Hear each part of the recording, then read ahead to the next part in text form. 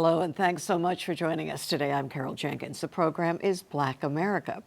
For some 90 years, the Apollo Theater has been a place where art, music, and culture have come together to shape the identity of Harlem, of Black America here in this country and globally. And I am fortunate to be joined by its executive producer, Kamilah Forbes, as my guest today. Kamilah, thank you. Thank you for having me. For being with us today, the legendary Apollo Theater. Every time I walk by there, I get you know, chills. Yeah. It's a magical place. It's truly a magical place. It's a magical place, and not only for what goes on inside. I know that we all go there when we lose our stars, then they show up on the marquee of the Apollo. That is always, you know, a thing. That's right. That's an important program for us. Not just program, but also service to the community. We know that, you know, Apollo not only serves as a place, a gathering place, but also a convener, a landing spot, but a representative of what's actually happening in our community. So it's a place for celebration, place for mourning, place for thinking, a place to have important conversations. And, you know, we like to think of ourselves as a crossroad of the diaspora. Right, and ever so much evident when we are mourning. Because I've been a part of the crowds who have gathered there to see Michael Jackson, Whitney Houston, their names, Natalie Cole, remember, you know, so many. It's almost as if that is the farewell. That's right. I mean, we like to think of it, you know, where, you know, and if you think about it, like also in our community, right? Like we gather for so many reasons, right? And we become that gathering place. Even, you know, with Aretha, I remember I was working in the office that day, and when we got the news of her passing, and most recently, Quincy Jones. Right. Quincy Jones, who was on our board, emeritus. Right. You know, it's important that we find ways to honor service, people who've done service to the culture, but also in our community, by whether it's the marquee or having a program happening under the marquee, so that we all have a place to gather. And we all know that, you know, there will be a kind of recognition, a special recognition. Right. No, and I, of course, you know, the family and I go to Kwanzaa celebration there. I mean, to as many of the events as we can get to. But I was, you know, picking a bone. I was saying, and Ketanji Brown Jackson was introducing her book at the Apollo. Could I get in? Absolutely not. Oh, no. It was totally sold out. I know. Kamilah is giving me her private cell phone number. Absolutely. The next time. But that was like a major to have a justice, a sitting justice, introduce her book at the Apollo. Absolutely, right? And we were honored to launch the tour of her book tour. You know, and for someone like Ketanji, not only is her appointment a historic one, she is a historic figure that will go down in our culture and history, but also as a sitting court justice, we don't always get to hear her story. So an opportunity to have a very intimate conversation on our stage, and it was with Gayle King. And so that was such a treat, right? It almost felt like we were eavesdropping in on a living room between these two women sharing stories about their life. And to have that sense of intimacy and closeness with someone like a Ketanji Brown Jackson was quite extraordinary. Right, and a part of that conversation was a discussion about her atypical daughter, which was just moved the country. Absolutely. You know, to understand that part of her life. Absolutely. So thank you for all of that. Absolutely. Now, as we were preparing for this conversation, and we kept saying 90 years, 90, and I stopped and said, when exactly was 90 years ago? So we're talking about 1934. Correct. When it became a black entity, but the building itself dates to 1912. That's correct. It was a burlesque house. It was a burlesque house. It was originally opened as a burlesque house, and then Prohibition happened in the city, and obviously that blew up that business plan. But then Harlem is what Harlem is. 1934, it became the Apollo. And that's what we mark as our 90-year celebration of our becoming into the Apollo. Because it was the beginning of the black entertainment. Absolutely. And so. Absolutely. And also remembering during that time period, I mean, theaters in 1934 in New York City were still segregated. Sure. Right? Sure. If you went downtown to Midtown in any of those theaters, you would have black artists on stage, but they weren't allowed in the house. Apollo was one of the only theaters where you could have black artists on stage and also in the house. So that was our theater. And we think of it in the same way today. Hence going back to being a connectivity, a gathering place. This is our theater, this is our home. Right, when we were talking about my family connections to theater, that my mother once dated one of the Nicholas brothers, and if you don't know Nicholas brothers, they were great tap dancers, Absolutely. But my stepmother was one of the original Cotton Club girls, So, wow. So when we talk about the Apollo, we're like, we know it. Yeah, you are embedded. And a lot of people know it because of the amateur hour, and that I looked on the website, and every single Wednesday night is still amateur hour. That's right. At the Apollo. That's right. Since 1934, and it's an exciting thing founded by Ralph Cooper, which originally started as a radio show. Brought the idea as a live amateur night at the Apollo, and which ultimately, a lot of folks know the Apollo by that show, whether the live show, but ultimately, subsequently, what became Showtime at the Apollo, right. That ran many years on television. Right, and I hadn't realized that the stump or the good luck post was actually a tree that existed outside of the theater. That's correct. So it was a tree, which we call the Tree of Hope, inside of the theater that existed around the corner at another theater, the Lafayette Theater in Harlem, where a lot of artists used to hang out under the tree. And they used to wait for auditions, or they wait to get discovered, which is why they thought if they sat under this tree, if they rubbed it, it would give them good luck. Well, when they were breaking down the Lafayette, the founder of Amateur Night, Ralph Cooper, said, let me get a piece of that tree. People were taking different pieces, and so he had the bright idea and brought a piece of the Tree of Hope to the stage. So every artist, before they walk on stage, from Michael Jackson to James Brown to Aretha Franklin to Ella Fitzgerald, has rubbed that Tree of Hope for good luck. To Ketanji Brown. Did she rub it as well? Because I wasn't there, of course. I know, but you're gonna have my number. We're gonna fix that. Moving forward. So fantastic. So you mentioned some of the names. That's where Ella Fitzgerald got her start. Yeah, on Amateur Night specifically. And I love the legend, right? Because Ella started as a dancer, right? She came as a young teen girl, like, okay, I'm going to sign up as a dancer. And right before her were two incredible dancers that blew the audience away. And the host looked at her and said, well, what else can you do? She said, well, I sing a little bit. I sing a little bit. And that's what started her career. She won Amateur Night many weeks in a row. And she was ultimately discovered and went on tour with many bands after that. Right. So now there is the Apollo, the original structure, but now you have, 4 spaces? We do. Tell us about those. We do. So our campus has expanded, and it was always a major vision over the last 20 years in the iteration of our institution as a performing arts center. So there's obviously the historic theater that many people know the Apollo for. There's our 1,600 seat house. But most recently, we expanded into the Victoria Theater, which is now part of our campus. In the Victoria Theater, we have 2 theaters and a gallery space, a 99-seat and a 199-seat house in the Victoria, as well as gallery space, as well as a historic theater and another black box in the historic space called a soundstage. Wow. So we have definitely spread our wings, and this footprint makes us one of the largest black performing arts center in the country. That is incredible. I told you that my sister, when we were very young, said to me, the Apollo something is up, but you should go by the Victoria Theater. And I kept saying, and of course, as soon as you guys took it, she said, you see that? See, that would have been the way to go. It'd have been the way to go. Always listen to your kid sisters. Always.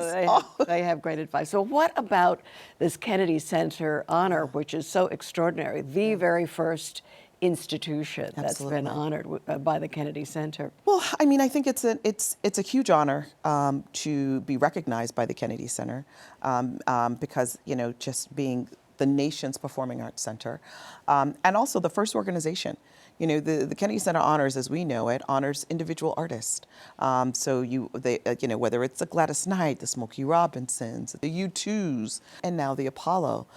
It's the first of its kind, and I think it really says a lot about our place around the cultural zeitgeist of the American cultural landscape. And I think it's, and we're very excited to have been honored. Right, right. And we should give props to you for the work that you've done. You've been there since 2016, right? All of these, you know, great things that are happening. I said, yeah, that's my best friend, Kamilah, who's over there running the Apollo. But it is Michelle Ebanks who's taken over from Jonelle Prokop as president and CEO. And so it's been a woman-run That's right. organization for many, many years. For many, many years, many, many years. It's another point I think we always lean into when we think about the heads of our organizations and the head of our organization is that, yeah, it's woman-run, woman-led, and has been for some time. Okay, and now your career personally is quite something too. Take us through the run of the things that I know that you've done things with. One of my babies is Sarah Jones, you know, and you were very instrumental in her Broadway Tony success and all. And talk about some of the other things that. Well, you know, I mean, some of the other things is as not only as a producer, executive producer of Apollo, I'm a director and producer for theater and television.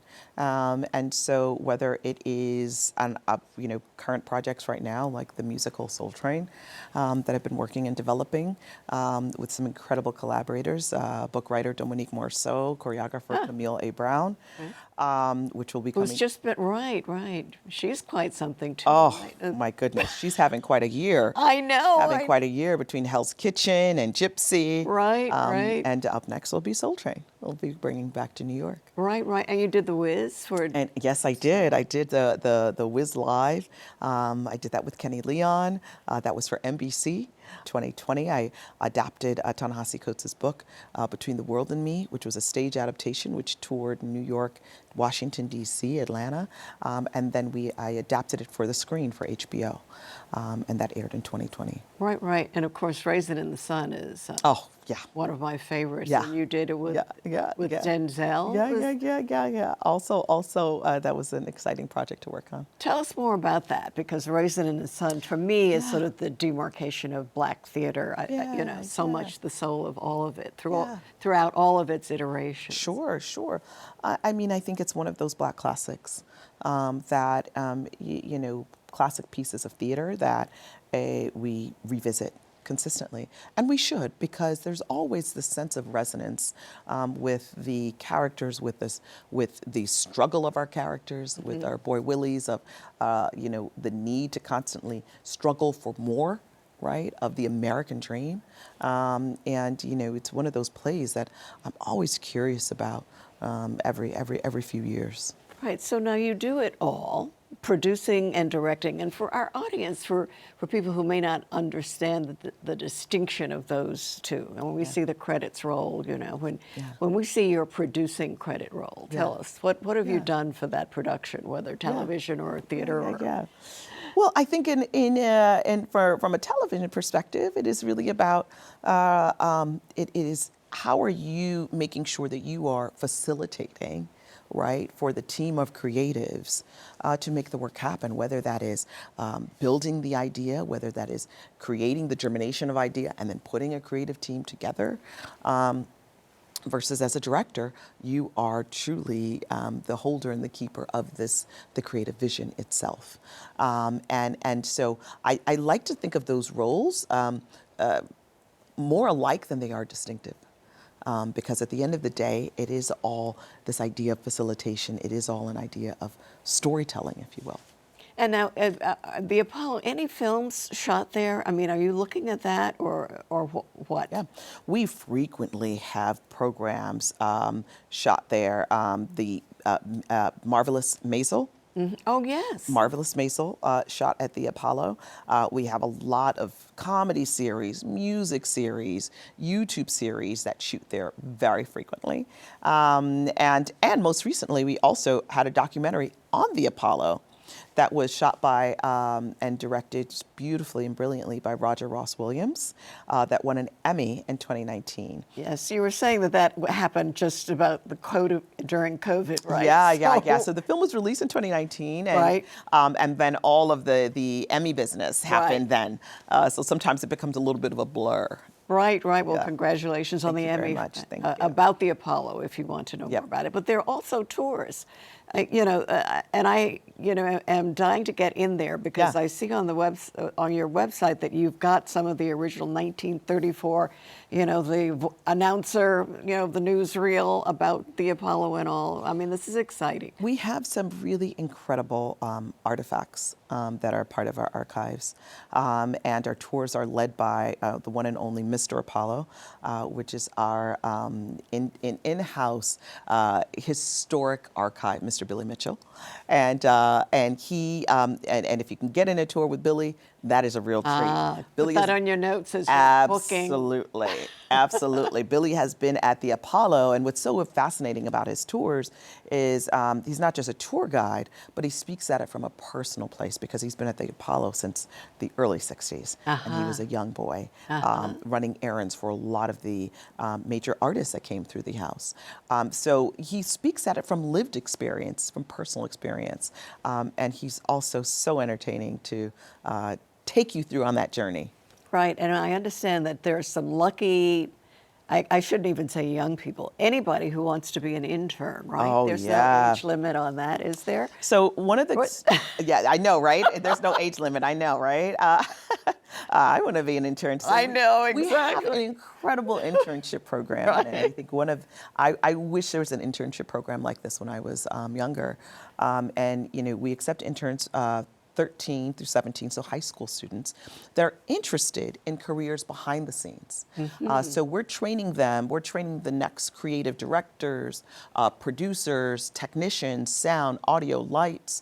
So really learning all of the mechanics of making the magic happen on stage. Our internship programs are paid internship programs.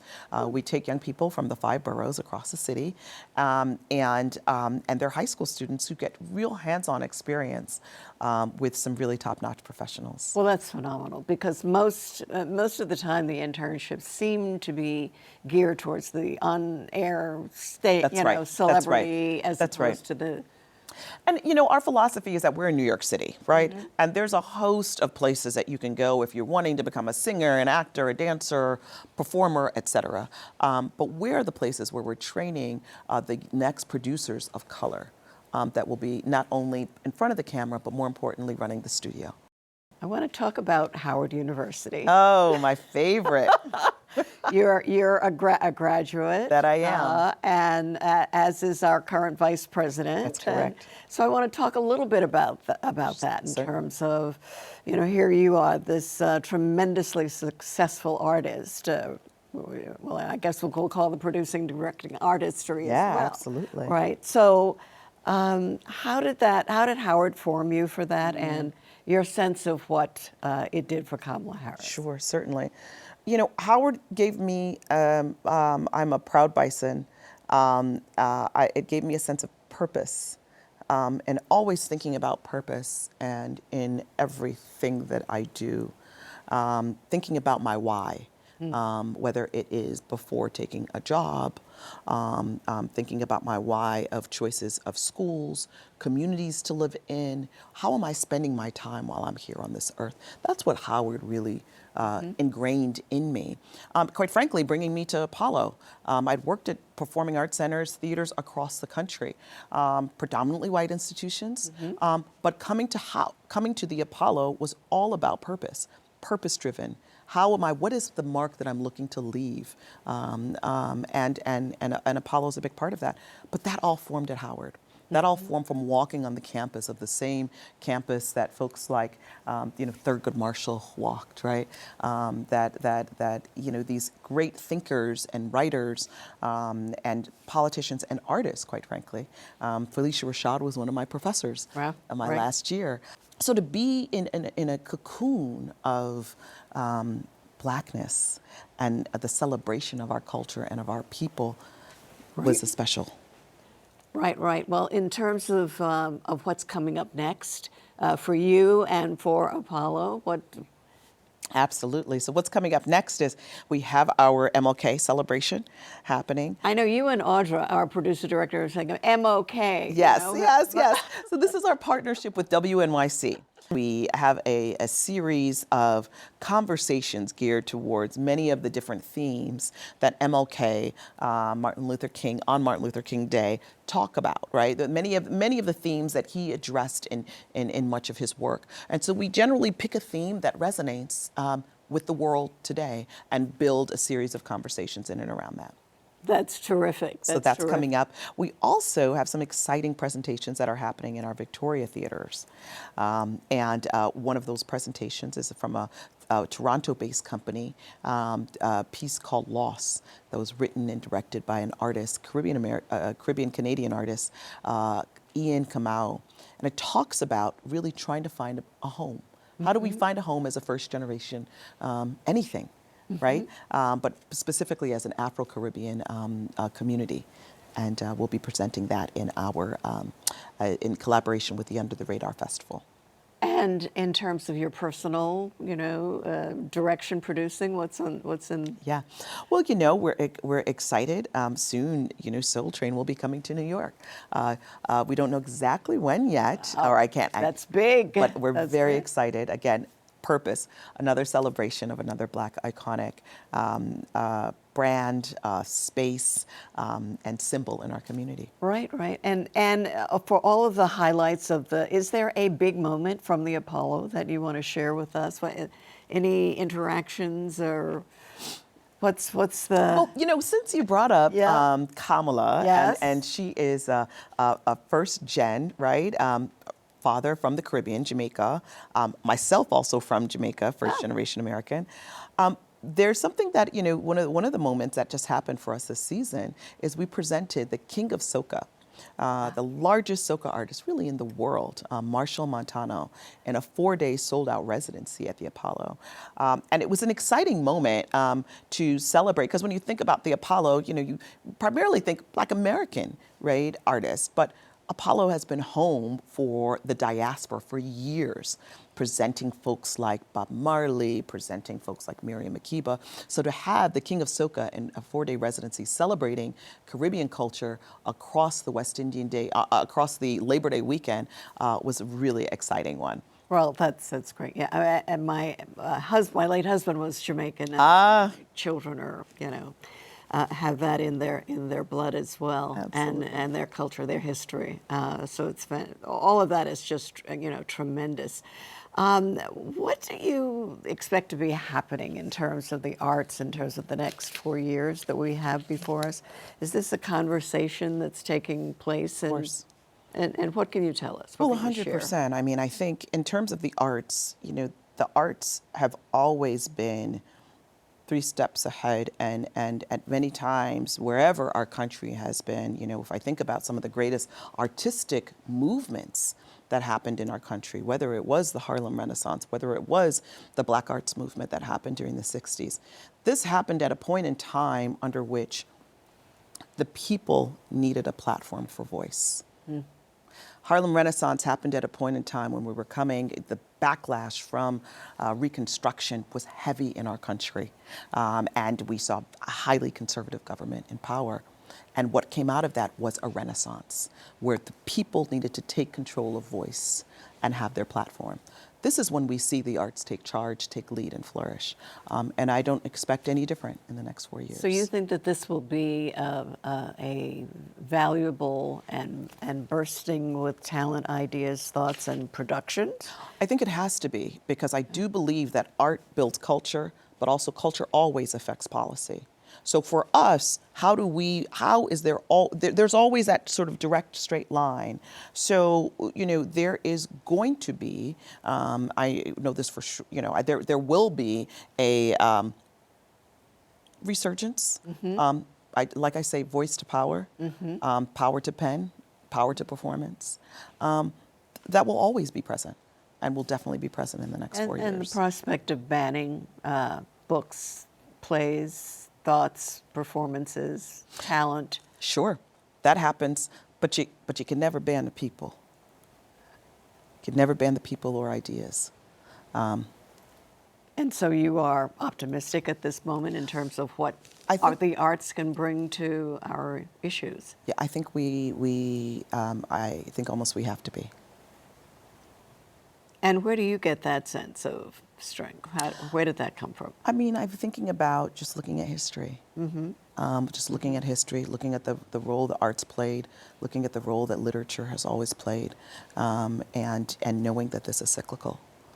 And knowing the role that it's played, which is why it's even more important that institutions like the Apollo, institutions like the Kennedy Center, are artistic institutions that give voice and platform to artists that have something very important to say, remain supported, remain well funded, and remain as a beacon in our community. Speaking of the well funding for our audience, how do they donate Absolutely. to become a member of the Apollo? Very easy. You go to our website, apollotheater.org, and there's a myriad of ways that you can either become a member, that you can donate, that you can join our seat naming campaign in one of our new theaters. Whether it's in the Victoria Theater, there might be some seats left to name. We're also going through a major renovation of our historic theater that will reopen in 2026. So look out for those seat naming opportunities as well. Kamilah Forbes, thank you so much. The Apollo is so lucky to have you, full of your talent and optimism as well. I'm Carol Jenkins. The program is called Black America. We will see you the next time. Thanks so much for being with us. Thank you, Kamilah. Thank you. And now you can download the CUNY TV app in your Apple Store or in Google Play and find us there.